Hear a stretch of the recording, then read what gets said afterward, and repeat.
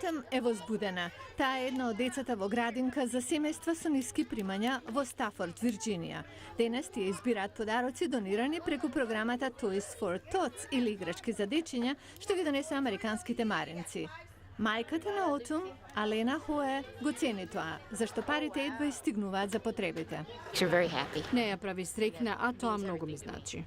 Керка е меѓу милионите непривилегирани деца во САД кои добиваат подароци преку оваа програма. Итан го покажува неговиот нов авион. Мајка му Шила Гонзалес е трогната. Што туку ми даде играчка за Итан, ова многу ни помага. За некои деца, ова е единствената играчка што ќе добијат за Божич. Гарет веќе знае дека сака да биде армиски полицаец. Мајка му Кристина Курбин вели дека за него нема подобра играчка од полициски автомобил.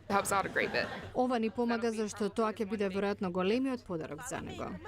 Маринката Ти Ханибал знае како се чувствуваат овие деца, зашто самата пораснала во семејство со ниски примања во Чикаго.